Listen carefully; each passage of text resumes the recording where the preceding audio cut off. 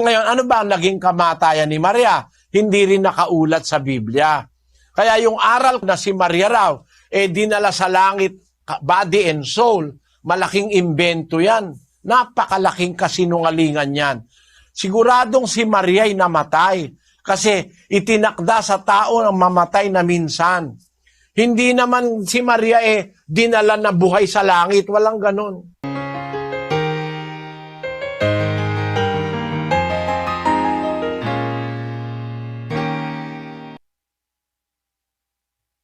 Biblia ang sasagot, itanong mo kay Soriano. Welcome po sa Ang Dating Daan Worldwide Bible Exposition. Tayo po ay napapanood sa iba't ibang panig ng Pilipinas. At the same time, tayo po ay napapanood sa iba't ibang format sa iba't ibang panig ng mundo.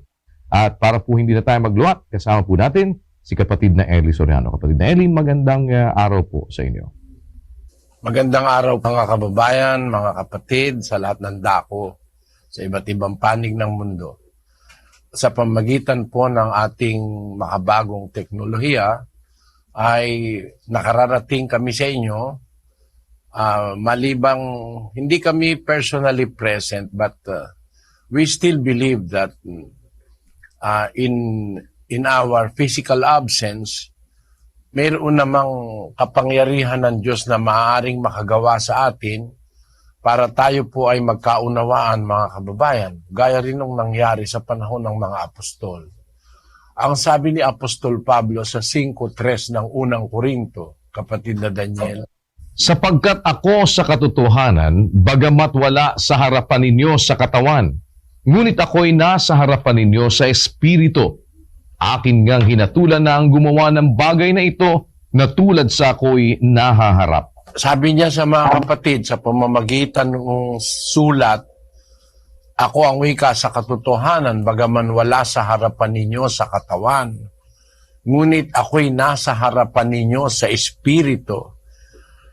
Kung sa pamamagitan ng sulat, nangyayari na yung espiritu ni Apostol Pablo ay makarating doon sa mga unang Kristiyano, lalo pong sigurong sa pamamagitan ng satellite, sa magitan ng live streaming sa internet, sa Facebook, at sa iba't ibang medium na ating ginagamit, ay makakarating kami sa inyo spiritually.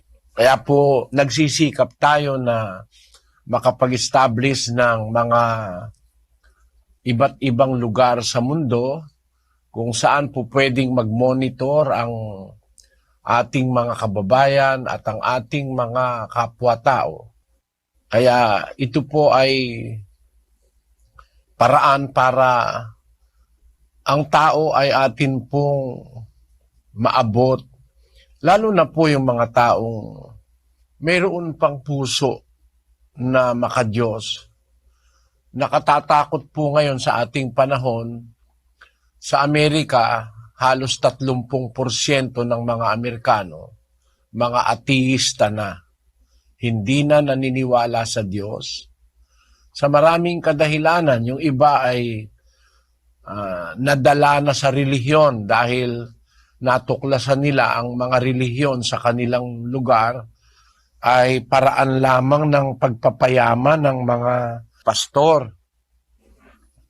Mahigit na pong 30%, ang dati halos 100% mga naniniwala sa Diyos na Amerikano, nabawasan na po ng 30%. Sa Hapon, mahigit na pong 60% ang hindi naniniwala sa Diyos. Sa Singapore, halos 80% yata ng tao na katutubo doon, hindi kilala yung salitang Diyos at saka yung Kristo. Kaya po ang atin pong pinipilit na magawa sa ganitong kaparaanan sa awa ng Panginoon, sa tulong ng Diyos, makarating tayo doon sa mga taong hindi naniniwala sa Diyos, sapagkat nakakatiyak akong sila'y mali. Wala silang tamang kaisipan para sabihing walang Diyos. Sa Biblia po kasi, ang nagsasabing walang Diyos ay mga mangmang. 53:1 ng awit. Pakinggan niyo mga kababayan. Ang mangmang ay nagsabi sa puso niya, walang Diyos. Nangapahamak sila at nagsigawa ng kasuklam-suklam na kasamaan. Walang gumawa ng mabuti. Ang nagsasabing walang Diyos ayon sa Biblia ay mangmang. Mangmang po. Walang unawa. Walang tamang kaalaman. Walang edukasyon. Edukasyong lohikal at edukasyong praktikal. Pagka wala ka pong edukasyong praktikal at edukasyong lohikal, ay hindi ka maniniwala sa Diyos. Pero ang isang taong nagsusuri, kahit siya po'y walang pinag-aralan sa eskwela, wala siyang edukasyong formal, ang tao po na nag-iisip ay hindi dapat magsabi kailanman na walang Diyos, sapagkat napakarami pong pruweba sa Biblia, sa realidad, sa siyensya, sa istorya na magpapatunay na may Diyos. Yan po ang dapat nating maintindihan. Kaya diyan po namin kayo hinihikayat mga kababayan na samahan nyo kami sa ating pong pagsusuri. Sasamahan namin kayo sa inyong mga duda, mga katanungan, sa pamamagitan ng mga salita ng Diyos sa Biblia, umalam tayo ng karunungan, mga kababayan. Kamangmangan po ang hindi maniwala sa Diyos. Karunungan naman ang paniniwala na tayo ay may isang Diyos na lumikha. Para sa akin, mga kababayan, huwag kayong magagalit.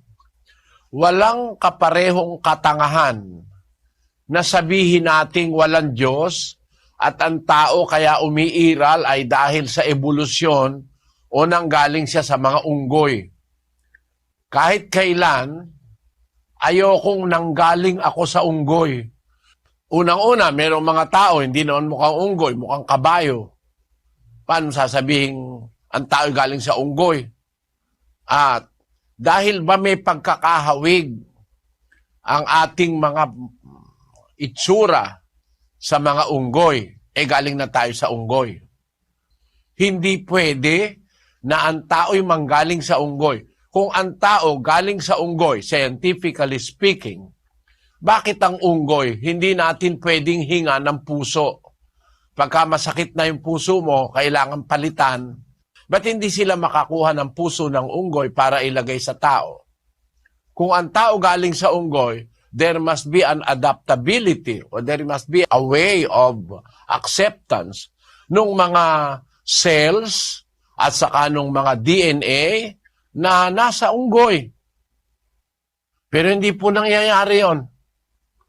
Walang tao na gustong yung mga ateistang di naniniwala sa Diyos at naniniwalang galing sila sa unggoy, bakit pag meron kayo sakit sa puso ay ayaw kayong kumuha ng puso ng unggoy at ilagay sa inyo? O, di ba? Kaya malaking kawalanghiyaan niyang maniwala tayong galing tayo sa unggoy. Ang tao, ayon sa Biblia, kung naniniwala tayo sa Diyos, ay nilikha ng Diyos mula sa alabok ng lupa. Basahin po natin ang 2:7 ng Henesis. At nilalang ng Panginoong Diyos ang tao sa alabok ng lupa at hiningahan ang kaniyang mga butas ng ilong ng hininga ng buhay at ang tao ay naging kaluluwang buhay. And God formed man of the dust of the ground and breathed into his nostrils the breath of life, and man became a living soul. So man is a direct product of the creation of God from the dust of the ground, not through evolution. We did not come from single-celled animals like the amoeba, the bacteria, and the viruses, which is the belief of the atheist. From being a bacteria or a virus, atheists all of a sudden those bacteria turned into more complex lives. Yung mga Spirogyra, yung mga amoeba ay lumaki, nagkaroon ng mga organs, pagkatapos ay naging isda, o tapos naging langgam o kung ano man, palaki ng palaki. Yun ang tinatawag nilang evolution hanggang naging primates, naging unggoy, pagkatapos naging tao. Yun po ay kawalanghyan na. Ituro mo yun nang wala namang basihan. Wala namang makikita kang basihan doon. Wala namang makikita kang nakarecord sa archaeology na ang tao mayroon pang kapirasong buntot, tapos unti-unting nawala yung buntot, naging tao na. Wala po nun. Yung sinasabi nilang missing link. There is no link whatsoever between man and lower forms of life. Physical link or may I say DNA link. Wala po nun. Ang DNA po ang pinakamatibay na pruweba na hindi tayo galing sa unggoy. Ang DNA po yun ang parte ng ating selula na parang kung tawagin blueprint, parang plano na mula sa iyong magulang ipapasa yung DNA doon sa iyong anak. Nandoon yun sa similya ng lalaki at saka sa similya ng babae. Pag nagtalik, nandoon yung DNA na record ng karakteristika ng magulang na siyang nasasalin sa anak. Kaya kung ang magulang ay maliit, most probably maliit din yung anak. Pagka ang magulang ay maputi o singkit, nasa DNA yon, nakarecord yon. Kaya yung papanganak niya karaniwan, singkit din. Kung tayo galing sa unggoy, bakit meron tao? Mukhang kabayo. Yan po ay mga bagay na itinuturing ng Biblia na kamangmangan. Ang mangmang ang nagsabi sa kanyang puso, walang Diyos. Paano nagkaroon ng universo? Paano nagkaroon ng iba't ibang mga nilalang kung walang lumalang? Imposible po yung sinasabi nilang Big Bang na merong biglang sumabog, naging universo. Naging bituin, naging planeta, yung sumabog. Saan ang galing yung sumabog? Kung walang gumawa, walang nag-umpisa nun sa sumabog. Palagay mo na, meron talaga sumabog. Sino gumawa nung sasabog? Alangan namang sabihin mo na yung sumabog, ginawa niya yung sarili niya bago siya sumabog. Ang nasa Biblia ay napakasimple. Uno-uno ng Henesis, pakinggan nyo. Nang pasimula ay nilikha ng Diyos ang langit at ang lupa. Nyo, may pasimula Nang pasimula, nilikha ng Diyos ang langit, the universe, at ang lupa. Alin yon? The earth, the planet earth, yun ang nakasulat sa Greek at saka sa Hebrew Bible. In the beginning, God created the heavens and the earth. Tinan ninyo, kundi tama yan. Nauna yung heavens, yung universo, nauna. Tapos sumunod ang lupa. Miski imbestigahan mo sa siyensya, mas matanda ang universo kaysa sa earth. Ang universo, sabi ng mga siyentipiko, 13 bilyong taon nang mahigit. Samantalang ang lupa, 4 na bilyong taon mahigit. Ayun. Pakilagay mo nga yan, kapatid na Luz. Nakalagay po dyan, ayan.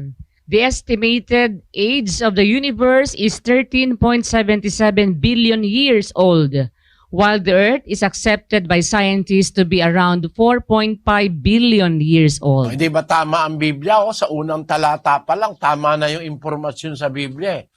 Nang pasimula, nilikha ng Diyos ang langit, the universe, at ang lupa, and the earth.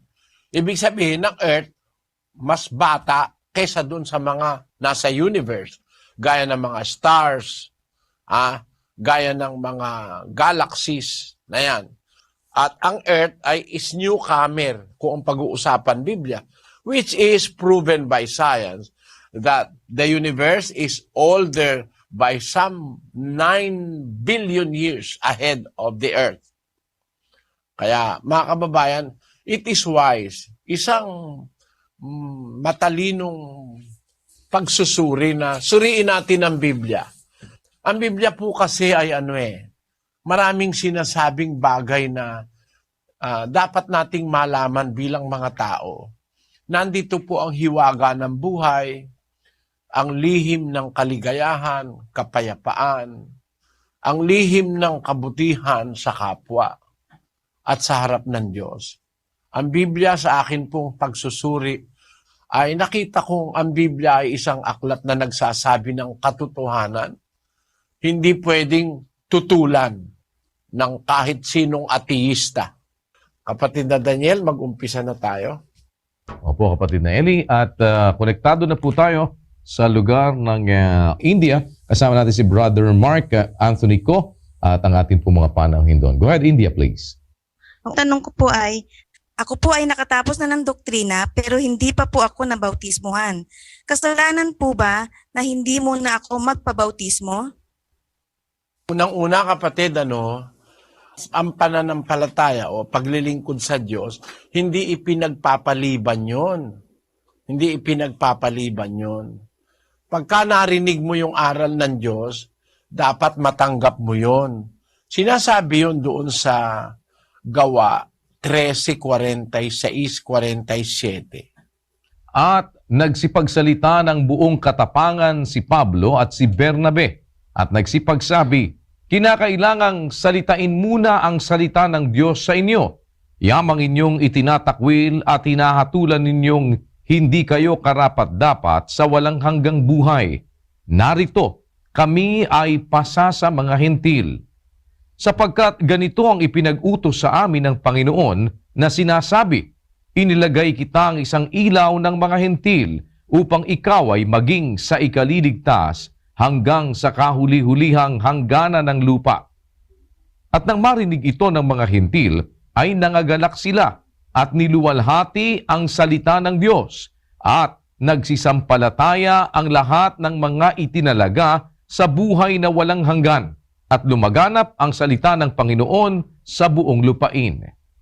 Nung marinig ng mga hintil yung salita ng Diyos, ang sabi, nagsisampalataya ang lahat ng itinalaga sa buhay na walang hanggan. Nung oras na kanilang marinig, ay tinanggap nila ang salita ng Diyos. Yung lahat ng mga itinalaga sa buhay na walang hanggan, tinanggap nila ang salita ng Diyos pagkarinig. Kasi ganun talaga ang gusto ng Diyos Pag narinig mo, matanggap mo. Basahin natin ang 3:13 ng Ebreo. Ngunit kayo'y mangagpangaralan sa isa't isa araw-araw, samantalang sinasabi ngayon, baka papagmatigasin ang sino man sa inyo ng daya ng kasalanan. Samantalang sinasabi, ngayon, kung marinig ninyo ang kanyang tinig, huwag ninyong papagmatigasin ng inyong mga puso na gaya ng sa pamumungkahi. Sabi, kung marinig nyo ang kanyang tinig, gaya ng mga nakinig kay Pablo, pagkarinig nila, natuwa sila, tinanggap nila, sumampalataya sila sa salita ng Diyos. Ang utos kasi ng Diyos, kung marinig ninyo ang kanyang tinig, huwag niyong papagmatigasin ang inyong puso. Kaya, yun ang nasa Biblia, kapatid. Hindi naman para ikaw ay pilitin na magpabautismo, kundi para ihayag sa'yo yung kalooban ng Diyos na pagkarinig mo ng tinig ng Diyos, matanggap mo yung aral. Kung natiyak mo na yun ay totoo, kung natiyak mo na yun ay tama, nasa Biblia, maliwanag sa'yo, dapat matanggap mo yun. Bakit? Kasi pag hindi mo tinanggap, may consequence yun Sabi ng Biblia sa 1:24 ng Kawikaan, sapagkat ako'y tumawag at kayo'y tumanggi, aking iniunat ang aking kamay at walang makinig, kundi inyong iniuwi sa wala ang buo kong payo. at hindi ninyo inibig ang aking saway. Ako naman ay tatawa sa kaarawan ng inyong kasakunaan. Ako'y manunuya pagka ang inyong takot ay dumarating. Pagka ang iyong takot ay dumarating na parang bagyo at ang inyong kasakunaan ay dumarating na parang ipo-ipo. Pagka ang hirap at hapis ay dumating sa inyo. Kung magkagayoy, tatawag sila sa akin. Ngunit hindi ako sasagot. Hahanapin nila akong masikap, ngunit hindi nila ako masusumpungan. Sapagkat kanilang ipinagtanim ang kaalaman at hindi pinili ang takot sa Panginoon.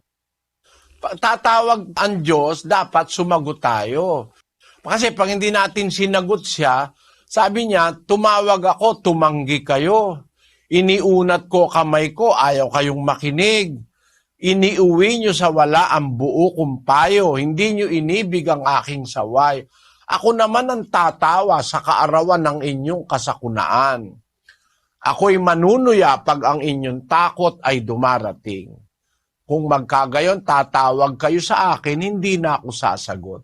Yun pala yung consequence, kapatid, nang hindi mo pagtanggap dun sa aral ng Diyos. Dapat, pag narinig mo, doon sa oras na yon, matanggap mo kung kailangan, kung anong araw, anong oras mo natanggap, narinig, naliwanagan, sa 2 ng 2 Korinto. Sapagkat sinasabi niya, sa panahong ukol kita'y pinakinggan, at sa araw ng pagliligtas kita'y sinaklolohan. Narito, ngayon ang panahong ukol. Narito, ngayon ang araw ng kaligtasan. Para makaasa tayo sa pagliligtas at sa pagsaklolo ng Diyos, pagka tinawag ka niya, ngayon na ang sabi niya, ito ang panahong ukol, ito ang araw ng kaligtasan. Hindi yan ipinagpapaliban, kapatid. Pero hindi naman kita pinipilit, nasa sa iyo. Maaaring may mga dahilan kaya hindi mo natanggap ang bautismo. Pero para sa Biblia, ang bautismo ay mahalaga sa isang sumasampalataya para malinis ang kasalanan at makaumpisa ng lakad sa panibagong buhay. Yung bautismo kasi parang a process of renovation Parang remaking. Tawag dyan sa Biblia, pagkapanganak na muli o to be born again. Ibig sabihin, magkakaroon ka ng panibagong start o bagong pagpapasimula ng buhay. Iiwanan mo na yung dati, mag-uumpisa ka na sumunod sa kalooban ng Diyos. Mawawala na bisyo, yung kasamaan, yung sama ng kalooban, yung masamang kaisipan, yung mga kung ano-anong galit, puot, magbabago na tayo ng pananaw sa buhay. Nag-uumpisa yan sa bautismo. Kaya, dun sa tanong mo, kasalanan ba na hindi ka muna magpabautismo? Pasagot natin kay Santiago.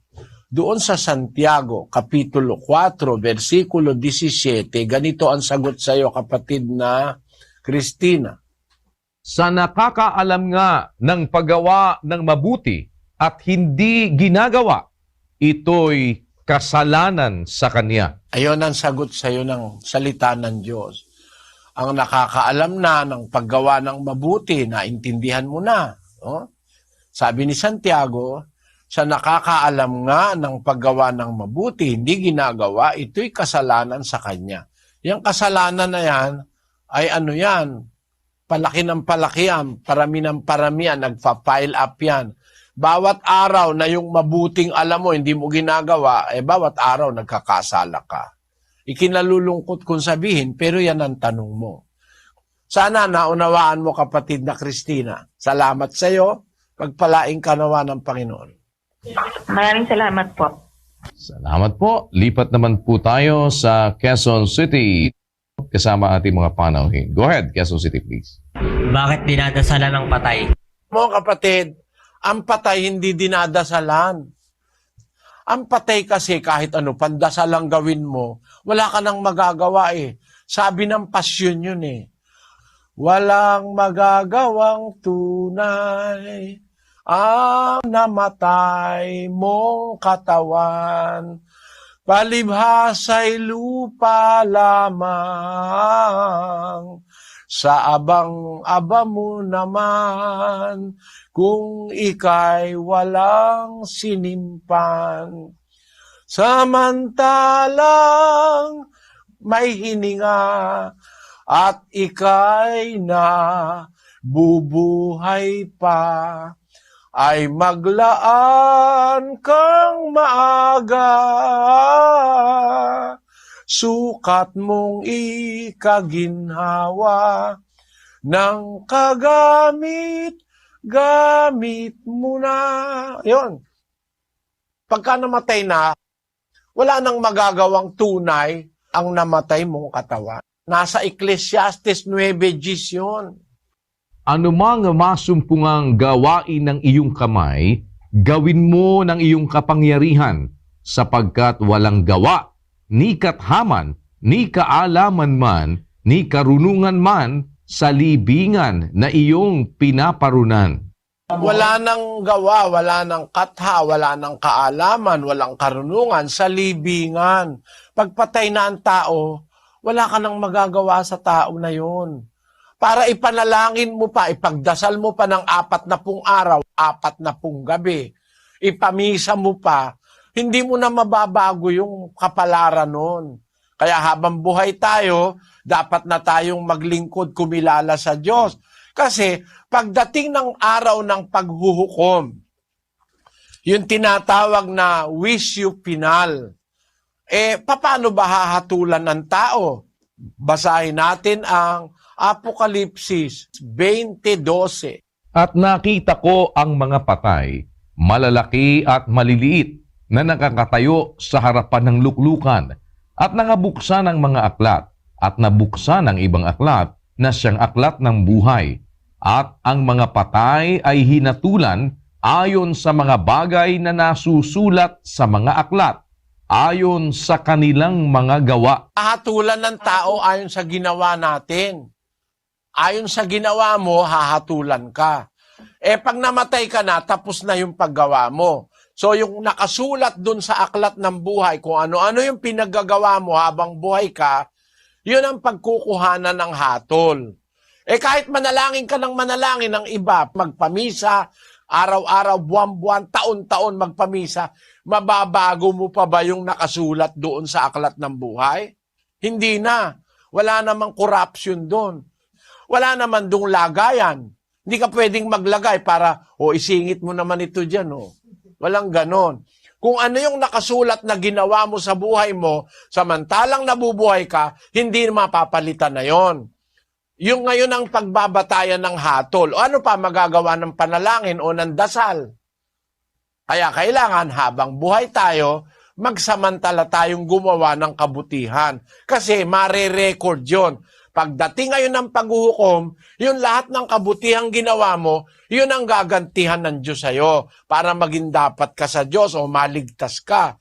Pero kung ang nakasulat doon, araw ng Lunes ng babae ka, araw ng Miyerkules naglasing ka, araw ng Huwebes binugbog mo yung asawa mo, tapos nagsugal ka naman, nagdrag ka nung Biyernes, tapos Linggo, pumunta ka sa simbahan, saka ka nagkurus-kurus, mas marami yung pinaggagawa mo kawalangyaan, hindi na mababago ng misa yon. Hindi na mababago yun ng dasal ng mga tao kahit ilampung taong ka pang ipagdasal. Kasi sabi nga ng Biblia, nakarecord na yun sa aklat ng buhay. At ang sabi ng pasyon, walang magagawang tunay ang namatay mong katawan. Palibhasa'y lupa lamang, sa abang-aba mo naman, kung ika'y walang sinimpan. Kaya kailangan magsimpa na tayo. Buhay pa tayo, magsimpa na. Samantalang may hininga at ika'y nabubuhay pa. Yun. Naunawaan mo sana, kapatid na John. At ang tanong, saan napupunta yung patay? Yun ang kanyang tanong eh. Saan napupunta ang patay? Basahin natin ang 12:7 ng Ecclesiastes. At ang alabok ay mauuwi sa lupa gaya ng una, at ang espiritu ay mababalik sa Diyos na nagbigay sa kanya. Ayun, yung alabok, uuwi uli sa lupa, matutunaw yung iyong katawan. No? Matutunaw yon. Tapos, yung espiritu ng buhay na inihinga sa ilong, babalik yun sa Diyos. Pagdating ngayon ng paghuhukom, bubuuin uli yung katawan mo. Bubuuin uli para humarap ka sa paghuhukom. Bubuhayin ka uli. Basahin natin ang Ezekiel 37:4. Muling sinabi niya sa akin, manghula ka sa mga butong ito at sabihin mo sa kanila, o kayong mga tuyong buto, inyong pakinggan ang salita ng Panginoon. Ganito ang sabi ng Panginoong Diyos sa mga butong ito, narito, aking papapasukin ang hinga sa inyo at kayo'y mga bubuhay. At lalagyan ko kayo ng mga litid at babalutin ko kayo ng laman at tatakpan ko kayo ng balat at lalagyan ko kayo ng hininga at kayo'y mga bubuhay at inyong malalaman na ako ang Panginoon. Yung palang mga natunaw na mga parte ng katawan, mga buto, litid, ibabalik ng Diyos. Babalutin ko kayo uli ng laman, tatakpan ko kayo ng balat, lalagyan ko kayo ng hininga, mabubuhay kayo. I-reconstruct ng Diyos yung ating katawan pagdating ng paghuhukom, sa kakahaharap sa paghuhukom. Nasa pasyon din yun. Ganito ang sabi noon. Ay ano'y kung mailagda ng anghel ang gayong wika, magbabangon alipala ang lahat ng taong madla na nangamatay sa lupa. At kahit mga walat man, buto natin sa katawan, mag-uuling magkapisan, ano pat di magkukulang ng anumang kasangkapan. Ayon, mauuwi uli yung mga buto, magkakasama-sama uli. Pagkatapos, mabubuhay ka ngayon. Ano mangyayari? Ang lahat ng kaluluwa, papasok kapag karaka, sa katawan nila, magpipisat, magsasama, sa tuwa o pagdurusa. Ayon, sa balya ni Hosapat, hihipan niyang pakakak, na ipupukaw sa lahat. Ang anghel ay magtatawag, ito ang ipangungusap. Ayon, ang sabi ron, bangon kayo mga patay, magsidulog kayong tunay, sa mataas na hukuman, niyaong sumakop sa tanan, haring makapangyarihan. Ayon, ang katapusan niya, paghuhukom. Kaya, yung patay, pag namatay na, final na yon. Nakatapos ka na, kumbaga sa isang kurso. Malalaman mo sa paghuhukom kung papasa ka, kahit pasang-awa, pwede siguro. Pero kung babagsak ka, malalaman mo ron. Tapos, bago dumating yon, kung patay ka, bubuhayin ka uli.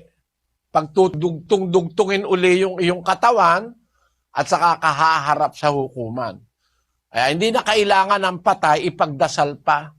Yung buhay, ipagdasal natin na sana magbagong buhay, tulungan ng Diyos, magpakabuti. Pero yung patay na, walang tayong magagawa. Nakarecord na ang istorya niya, bubuhayin siya mag-uli doon sa paghuhukom. Sana naunawaan mo, kapatid na John. Salamat po. Punta po tayo ng Masbate City. Nando si kapatid na Roland Antonio kasama ating mga panauhin. Go ahead, Masbate City, please. Opo, kapatid na Daniel, salamat po sa Diyos. Ang magtatanong po si kapatid na Raquel Fuentes, isa pong Katoliko. Ayon po sa banal na Biblia, ang lumikha po ng langit at lupa o ng buong sanlibutan ay si Panginoong Diyos. Ang tanong ko po, nung wala pa ho ang langit at lupa at ang buong sanlibutan, saan po nakatira ang Panginoong Diyos? Tanong ko yun eh. Walang makasagot sa akin eh. Asan ang Diyos nung hindi pa nililikha ang langit at lupa? Yung tanong na yan, matagal ko nang tinanong yan. Asan ang Diyos nung hindi pa nililikha ang langit at lupa? Basahin natin ang 8:22 ng Kawikaan. Inari ako ng Panginoon sa pasimula ng kanyang lakad, bago pinasimulan ang kanyang mga gawa ng una. Ako'y nalagay mula noong araw, mula nang walang pasimula, bago nalikha ang lupa. Ako'y nailabas ng wala pang kalaliman, nang wala pang mga bukal na sagana ng tubig. Bago ang mga bundok ay nalagay, bago ang mga burol ay ako'y nailabas. Samantalang hindi pa niya nililikha ang lupa, ni ang mga parang man, ni ang pasimula man ng alabok ng sanglibutan. Nang kanyang itatag ang langit, nandoon ako. Nang siya'y maglagay ng balantok sa balat ng kalaliman, nang kanyang pagtibayin ng langit sa itaas, nang maging matibay ang mga bukal ng kalaliman. Nang bigyan niya ang dagat ng kanyang hangganan, upang huwag salangsangin ng tubig ang kanyang utos, nang kanyang iayos ang mga patibayan ng lupa. Nasa siping nga niya ako, na gaya ng matalinong manggagawa, at ako ang kanyang ligaya sa araw-araw, na nagagalak na lagi sa harap niya, na nagagalak sa kanyang tinatahanang lupa.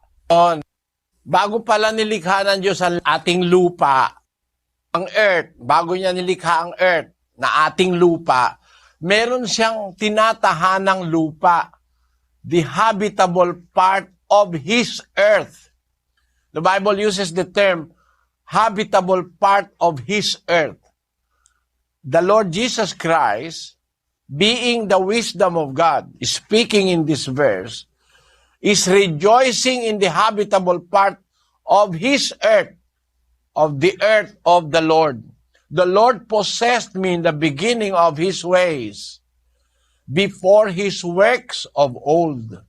He was speaking about Himself and the Lord. And the wisdom says, when He established the heavens, I was there. Tapos dun sa verse 31, ang sabi niya doon, rejoicing in the habitable part of His earth. Nagagalak sa kanyang tinatahanang lupa. Merong tinatahanang lupa ang Diyos bago niya nilikha ang langit at ang lupa. So hindi siya sa langit nakatira nung umpisa. Meron siyang tinatahanang lupa, habitable part of His earth. Kaya mga kapatid, ito, impormasyon ito from the wisdom of God. Yung nagsasalita sa 8:22 ng Proverbs is the wisdom of God. And that wisdom, as revealed by the Apostle Paul, is the Lord Jesus Christ.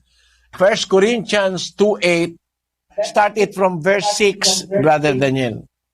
Howbeit we speak wisdom among them that are perfect, yet not the wisdom of this world, nor of the princes of this world that come to naught. But we speak the wisdom of God in a mystery, even the hidden wisdom which God ordained before the world unto our glory, which none of the princes of this world knew. For had they known it, they would not have crucified the Lord of glory. That is it. The Apostle Paul is speaking about wisdom older than the universe.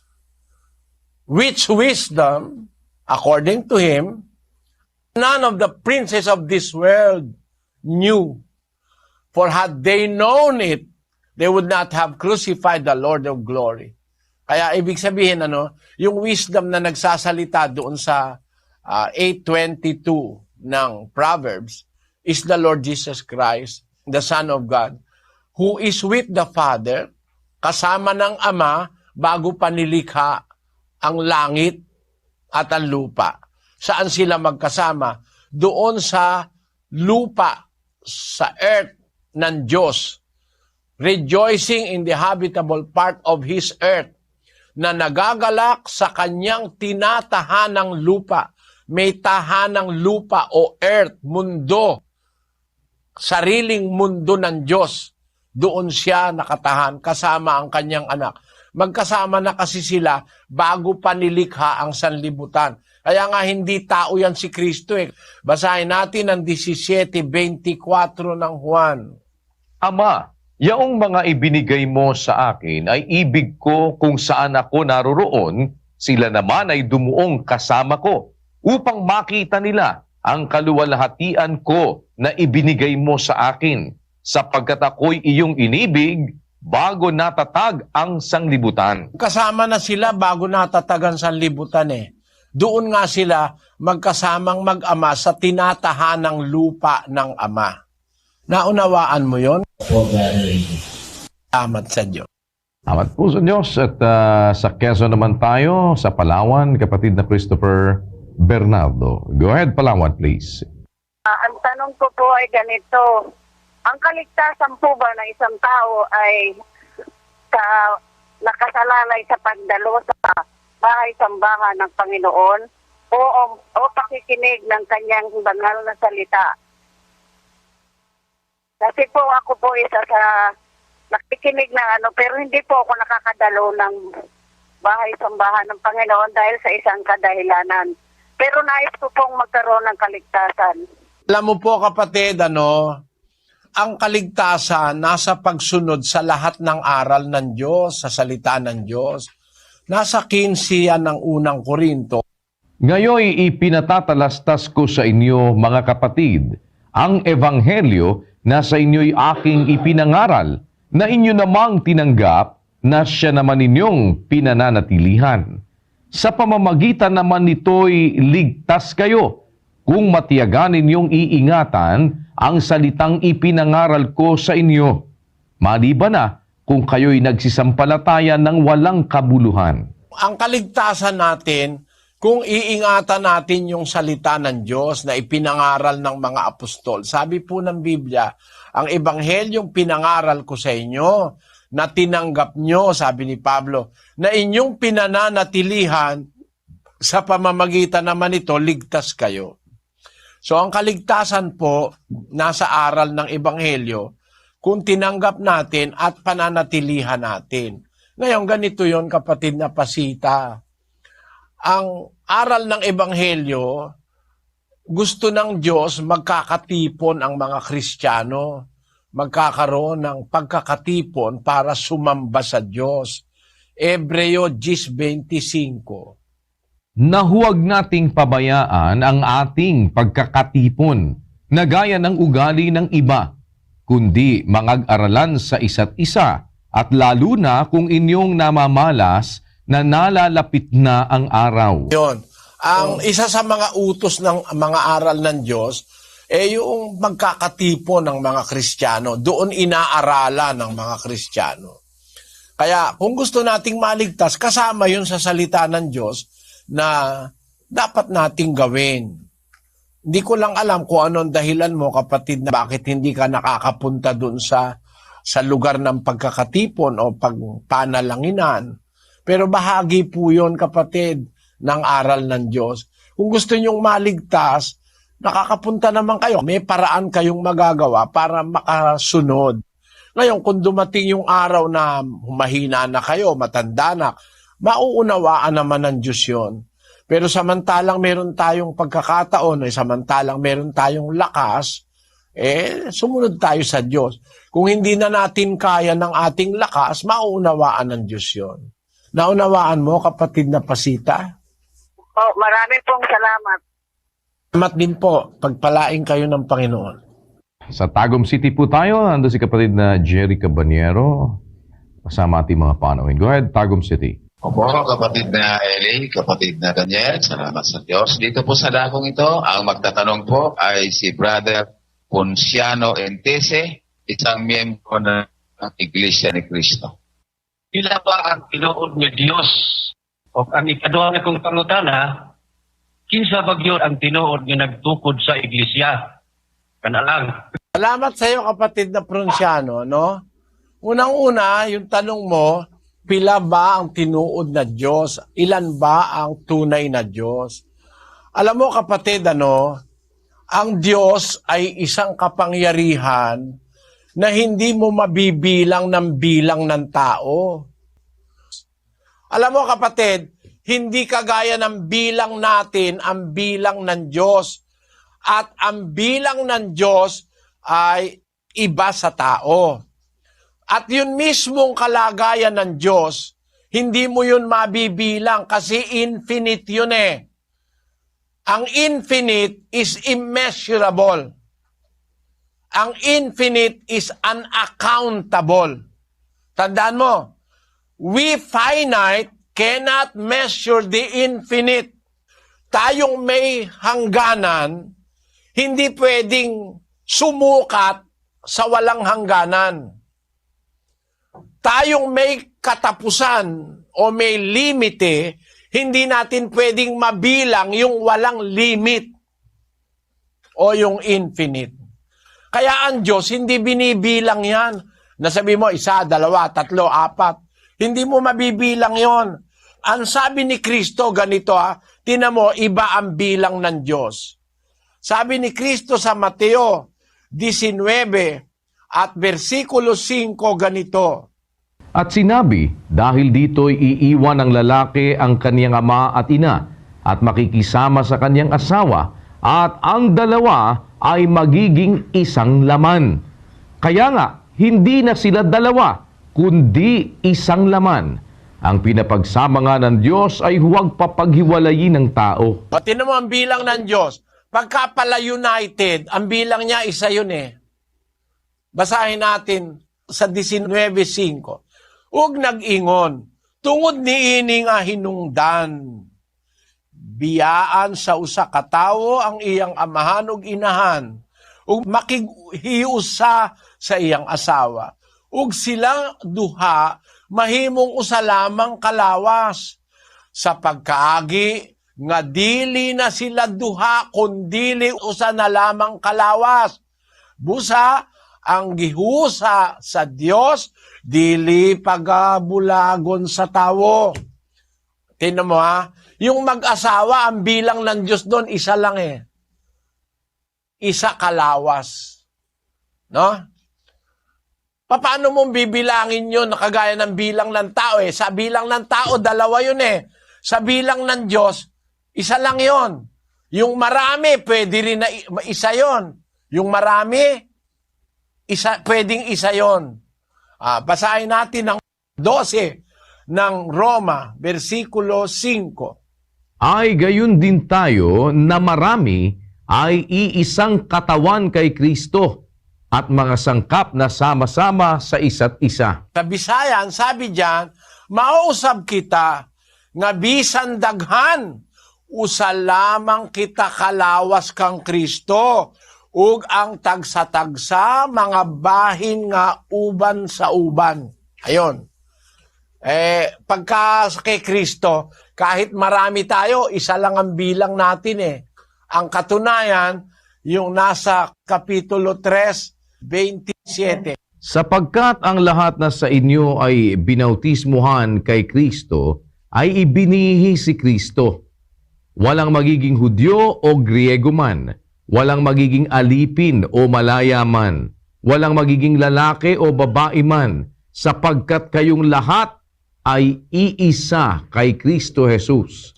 Bisaya, yung 3:28, walay Hudyo ni Gresyahanon, walay ulipon ni dili ulipon, walay lalaki ug babae, kay kamong tanan nahimong usa kang Kristo Jesus. Para sa Diyos, ang bilang niya, kahit marami, kahit 1,000,000 kayo, pwedeng isa eh. No? Yun ang ibig kong sabihin, kapatid. Iba ang bilang ng Diyos kaysa sa bilang ng tao. Kung sa bilang ng Diyos natin dadaanin, eto ang sabi ni Kristo sa 10:30 ng Juan. Sa Bisaya, pakilagay mo. Ako ug ang akong amahan, usa lamang kami. Tamo?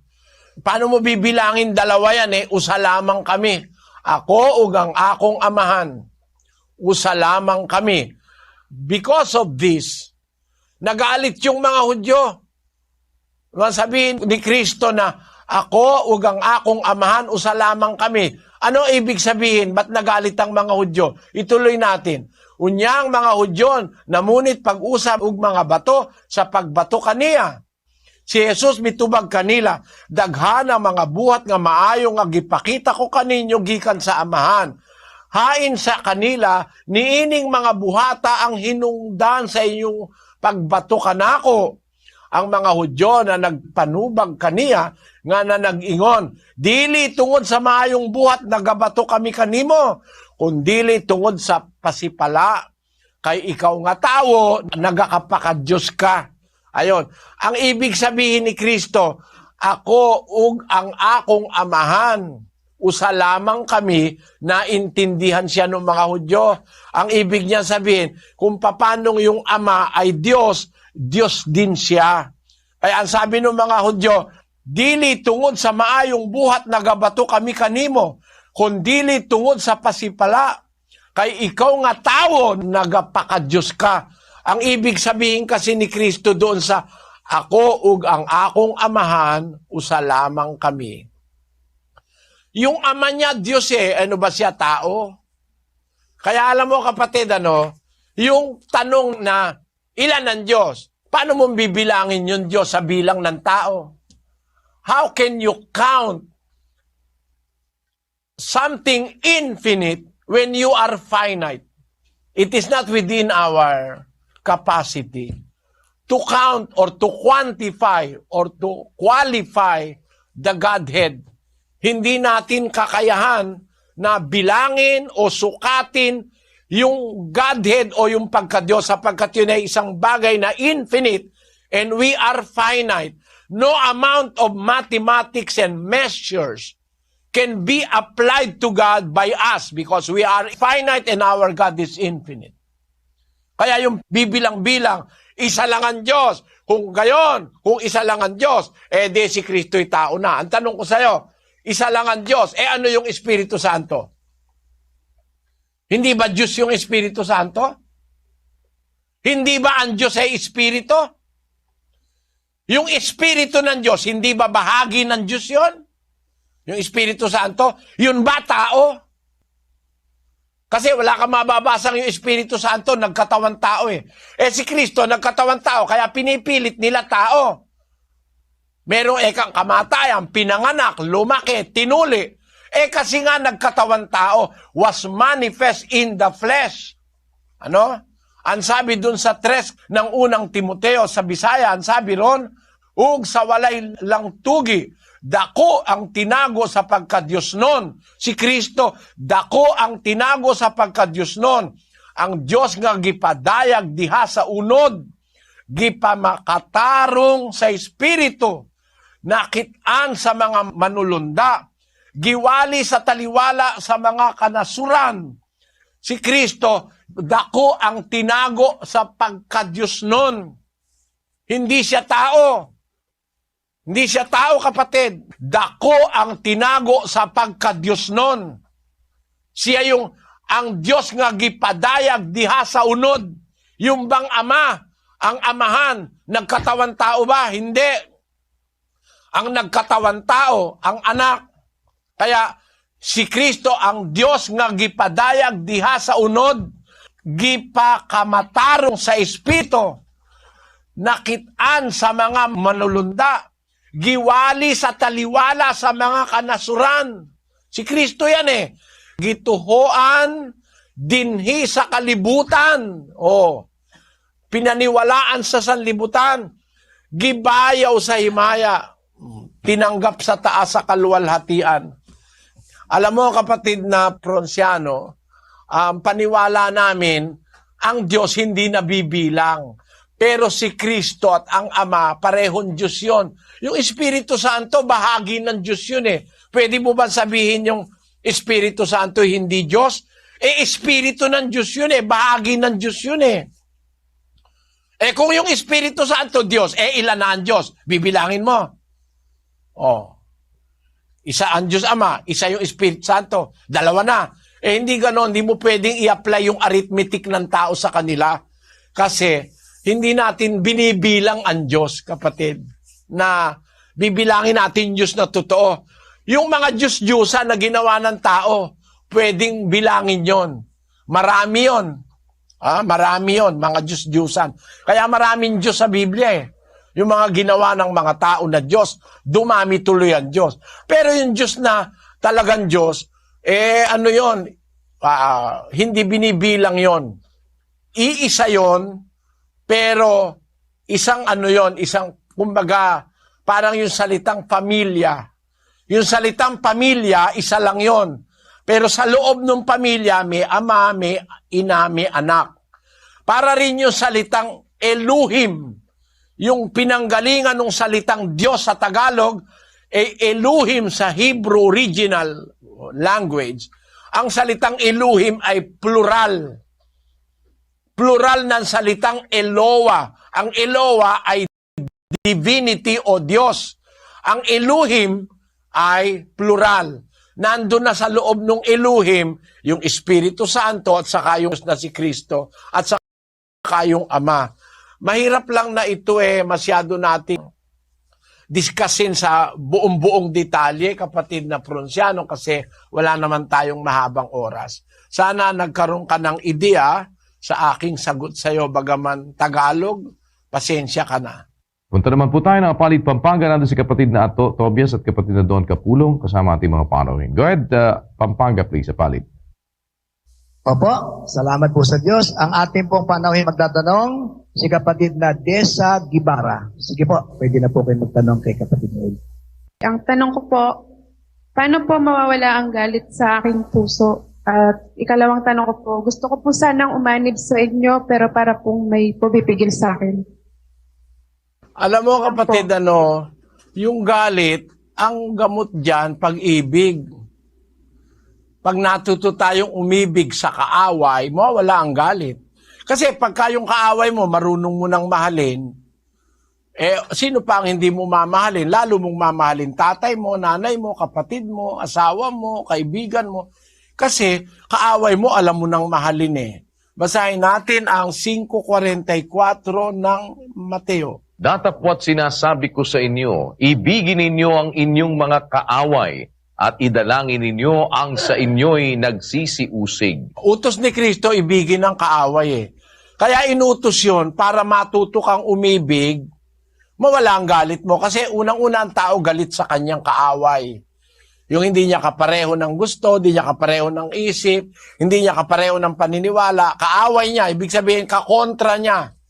Galit siya ron. Para mawala ang galit sa tao, ang gamot, yung antidote ng galit ay pag-ibig. Pag may pag-ibig ka kasi, hindi ka nagagalit. Yung mahal mo, hindi mo kinakagalitan yon. Hindi ka nagtatanim ng puot doon. Magalit ka man, sandali, pag naintindihan, nawawala. Pero pagka laging may puot, ibig sabihin, walang pag-ibig. Kaya sa tanong mo, paano mawawala ang galit sa puso mo, sabi ni Kristo, matuto tayong umibig, pati sa kaaway. Pagka natuto tayong umibig sa kaaway, mawala na yung galit sa ating puso. Basahin natin ang Efeso, Kapitulo 4, versikulo 30. At huwag ninyong pighatiin ang Espiritu Santo ng Diyos na sa Kanya kayo'y tinatakan hanggang sa kaarawan ng pagkatubos. Ang lahat ng kapaitan at kagalitan at pagkakaalit at kadaldalan at panglilibak ay mga alis nawa sa inyo, pati ng lahat ng masasamang akala. At magmagandang loob kayo sa isa't isa, mga mahabagin, na mangagpatawaran kayo sa isa't isa, gaya naman ng pagpapatawad sa inyo ng Diyos kay Kristo. Para maalis yung mga yon, sabi ng Diyos, lahat ng kapaitan, kagalitan, pagkaalit, kadaldalan, panlilibak, maalis nawa sa inyo, pati ang masasamang akala, at maging mahabagin kayo, magmagandang loob kayo sa isa't isa, magpatawaran kayo. Ibig sabihin talagang mag-iibigan tayo, magiging magandang loob, maaalis ngayon yung mga galit, kapuotan, masamang akala, etc., etc. Yun ang sagot dun sa una mong tanong. Ngayon, sabi mo, gusto mo namang umanib pero parang may pumipigil sa iyo, kapatid. Alam mo, dalawa lang naman ang kapangyarihan eh. Kapangyarihan ng Diyos at kapangyarihan ni Satanas. Siyempre, mas mataas ang kapangyarihan ng Diyos dahil makapangyarihan siya sa lahat. Kung sasama ka sa Diyos, papanig ka sa Diyos, matatalo mo si Satanas. 4:7 ng Santiago. Pasakop nga kayo sa Diyos, datapwat magsisalangsang kayo sa diablo at tatakas siya sa inyo. Ngayon, ang nakakapigil ang demonyo eh. Demonyo lang naman ang nakakapigil sa tao para gumawa ng kabutihan o para sumunod sa Diyos eh. Pero kung magpapasakop ka sa Diyos ka sasama, you will choose the side of God. Makapangyarihan ng Diyos para malabanan mo ang diablo, yung pumipigil sa'yo, para makalapit ka sa Diyos. Ulitin natin nga, kapatid na Daniel. Pasakop nga kayo sa Diyos, datapwat magsisalangsang kayo sa diablo at tatakas siya sa inyo. Magsilapit kayo sa Diyos at siya'y lalapit sa inyo.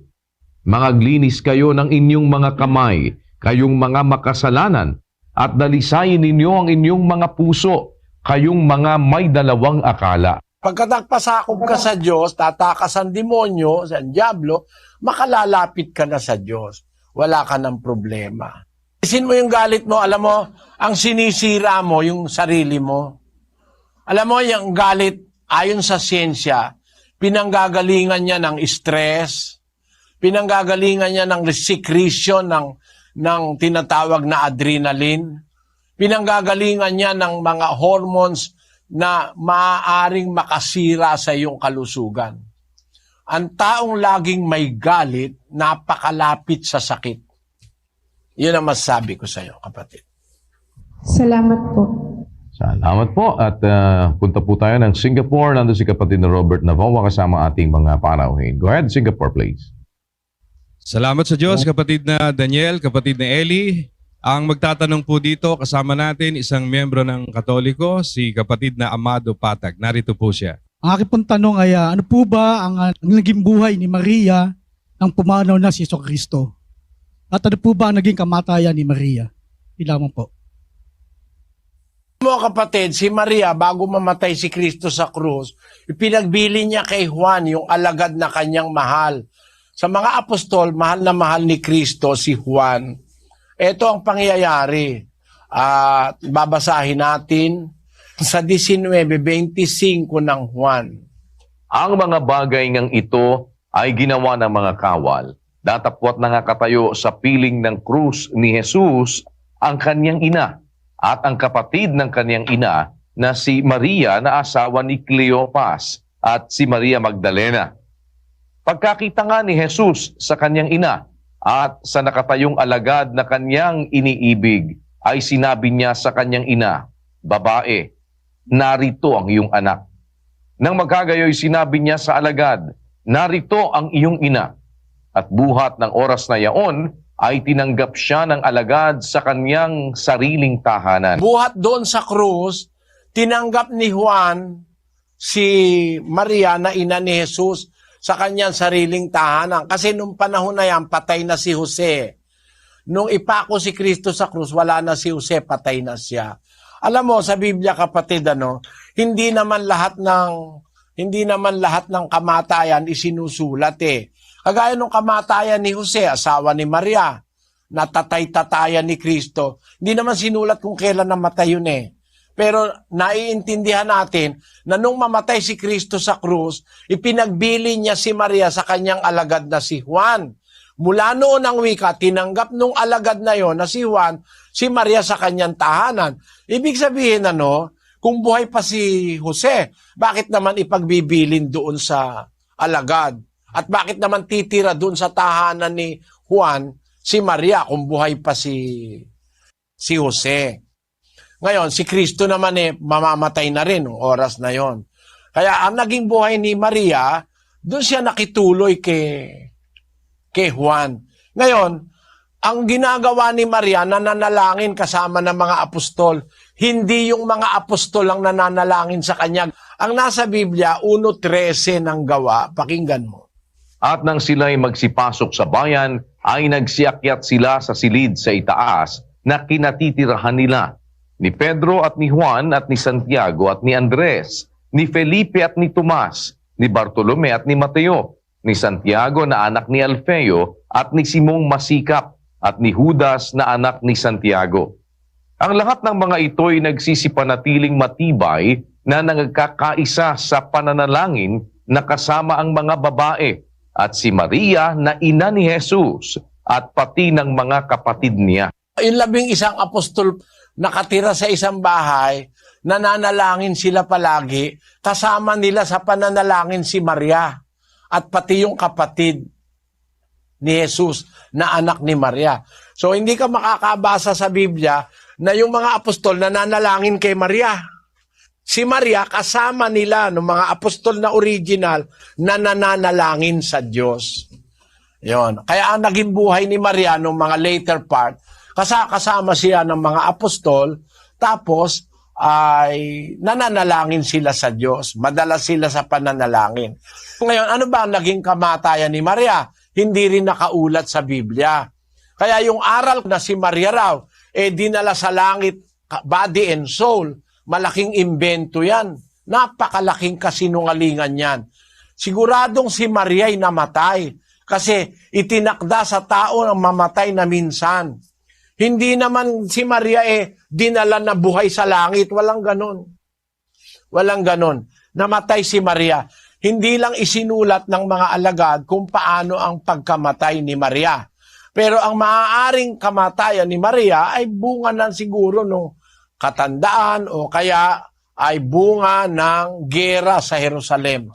Kasi after na pumanik si Kristo sa langit, palagay mo mga anyo 33, year 70, winasak ng Roman army ang Jerusalem.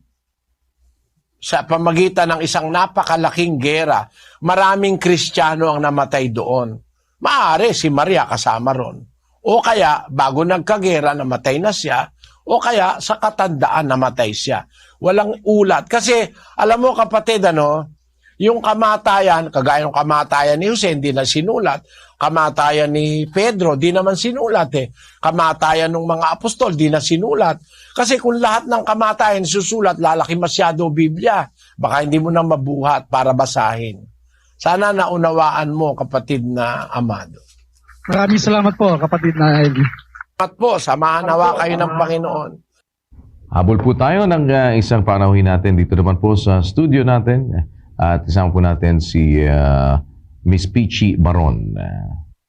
Ang tanong ko lang po, dati po kasi pag nananalangin ako, paggising ko sa umaga at saka pag bago matulog, nagpapasalamat po ako sa mga biyayang tinanggap ko, magandang buhay, mabuting asawa, magandang pamilya, at saka may kapatid ako nakasama lagi. Pero dumating po yung araw na kinuha niya yung asawa ko, kinuha niya yung anak ko, ay ang kapatid ko. Hindi ko na po alam ngayon kung bakit lahat ng pinasalamatan ko, kinuha. Ngayon po, hindi ko alam kung paano manalangin kasi baka pag nagpasalamat ako, mawala ulit. Kaya napakaikli po lang ng panalangin ko ngayon, kundi, Hi Lord, thank you, I love you. Yun po. Alam mo kapatid, siguro mararamdaman mo ang damdamin ni Maria nung kuhanin si Jesus, na mamatay si Jesus, no? Pero Jesus Christ did not die in vain. Namatay siya para tubusin ang ating mga kasalanan. Meron pang isang dahilan ng kamatayan ng tao, kapatid. Maaari hindi mo alam, Pero babasahin ko sa iyo. 57 ng Isayas, basahin natin ang versikulo 1. Ang matuwid na namamatay at walang taong nagdadamdam at mga taong mahabagi na ipumapanaw, walang gumugunita na ang matuwid ay naalis sa kasamaan na darating. Alam mo kapatid, merong namamatay pagka ang tao matuwid, namamatay siya para iligtas siya ng Diyos sa kasama ang darating. God who can see the end and the future. Meron siyang perception of an evil that is to come.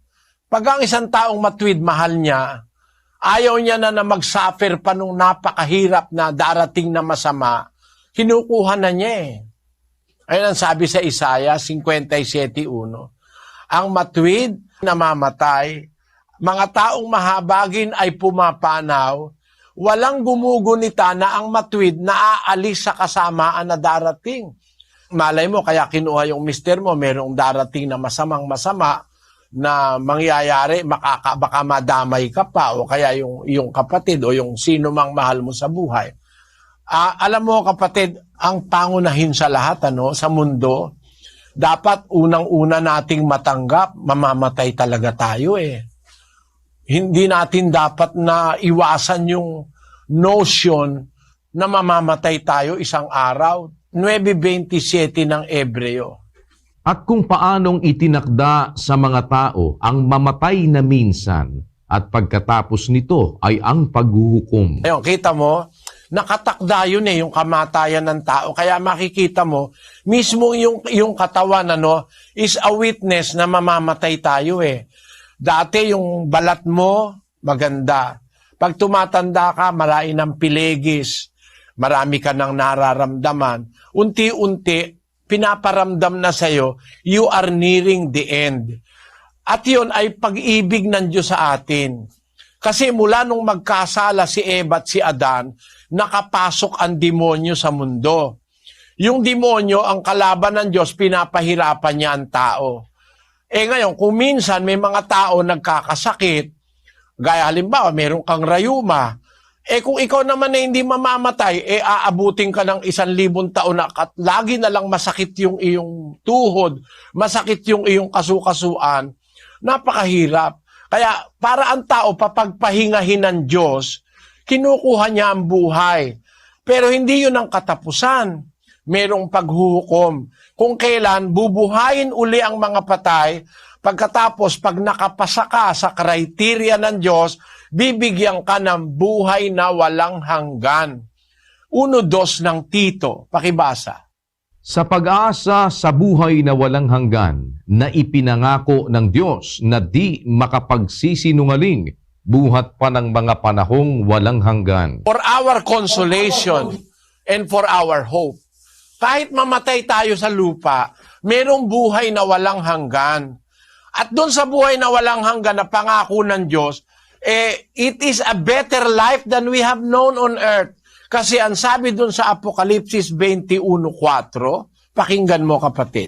At papahirin niya ang bawat luha sa kanilang mga mata. At hindi na magkakaroon ng kamatayan, hindi na magkakaroon pa ng dalamhati, o ng pananambitan man, o ng hirap pa man. Ang mga bagay ng una ay naparam na. Doon sa buhay na walang hanggan, mas maganda pala ron. Papahirin niya ang bawat luha sa kanilang mata, hindi ka na iiyak doon, hindi ka na sasamaan loob, hindi ka na magdaramdam, wala nang magnanakaw, wala nang mang-aapi, wala nang magsisinungaling, wala nang magagalit, hindi na magkakaroon ng kamatayan, hindi na magkakaroon ng dalamhati o ng panambitan o ng hirap pa man, sabi ng salita ng Diyos, ang mga bagay ng una ay naparam na.